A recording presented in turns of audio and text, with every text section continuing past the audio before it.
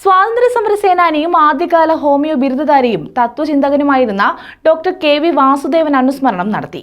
ഇതോടനുബന്ധിച്ച് homeo medical ക്യാമ്പും സംഘടിപ്പിച്ചു.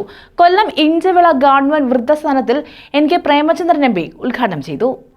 കൊല്ലം ജില്ലാ പഞ്ചായത്ത് അംഗം ബി ജയന്തിയുടെ അധ്യക്ഷതയിലാണ് കടപ്പായിൽ ഡോക്ടർ കെ.വി. വാസുദേവൻ അനുസ്മരണം നടന്നത്. എൻ.കെ. പ്രേമചന്ദ്രൻ എം.പി. ഭദ്രദീപം തെളിയിച്ച് അനുസ്മരണ പരിപാടി ഉദ്ഘാടനം ചെയ്തു.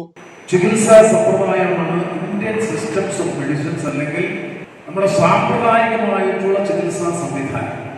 ആ ചികിത്സാ സംവിധാനം വലിയ തോതിൽ രാജ്യത്ത് വളർന്നു വരികയാണ്. ആയുർവേദം, സിദ്ധ, ഹോമിയോ, യുനാനി തുടങ്ങിയിട്ടുള്ള പരമ്പരാഗതമായ വൈദ്യശാസ്ത്ര ശാഖകളും അല്ലെങ്കിൽ സംവിധാനങ്ങളും ഇന്ന് രാജ്യത്ത് വലിയ തോതിൽ വളർന്നു വന്നുകൊണ്ടിരിക്കുന്നു. ആയുഷ് മിനിസ്ട്രിയുടെ കീഴിൽ വലിയ പ്രോത്സാഹനമാണ് നൽകിക്കൊണ്ടിരിക്കുന്നത്. പാർശ്വഫലങ്ങളില്ലാത്ത ശാശ്വതമായ ഫലം കണ്ടെത്താൻ കഴിയുന്ന ഒരു ചികിത്സാവിധി എന്ന നിലയിലാണ് ഹോമിയോപ്പതി ചികിത്സയ്ക്ക് പ്രാധാന്യം വർദ്ധിച്ചിട്ടുള്ളത്.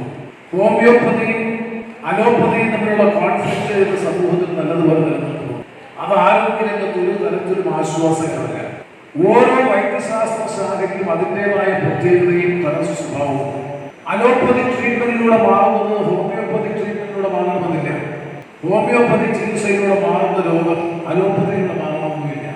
ഓരോ വൈദ്യശാസ്ത്ര ശാഖയ്ക്കും അതിൻ്റെതായ തലങ്ങളും സ്വഭാവങ്ങളും ഉണ്ടെന്നും അത് നിലനിർത്തി സംരക്ഷിച്ചു പോകുക എന്നതാണ് പ്രധാന കാര്യമെന്നും എൻ.കെ. പ്രേമേന്ദ്രൻ എം.പി. പറഞ്ഞു. പാർശ്വഫലങ്ങളില്ലാത്ത പരമ്പരാഗത ചികിത്സാ രീതികൾക്ക്, പ്രത്യേകിച്ച് ഹോമിയോ ചികിത്സയ്ക്ക് അതീവ പ്രാധാന്യമാണുള്ളതെന്നും എൻ.കെ. പ്രേമേന്ദ്രൻ എം.പി. പറഞ്ഞു. ഹോമിയോ മെഡിക്കൽ ക്യാമ്പിന്റെ ഉദ്ഘാടനവും എം.പി. നിർവഹിച്ചു. ആർ.പി. പണിക്കർ, മോഹൻ പെരുനാട്, പെരുമൺ ഷാജി, ഡോക്ടർ കെ.വി. ഷാജി എന്നിവർ സംസാരിച്ചു. ന്യൂസ് ബ്യൂറോ, കൊല്ലം.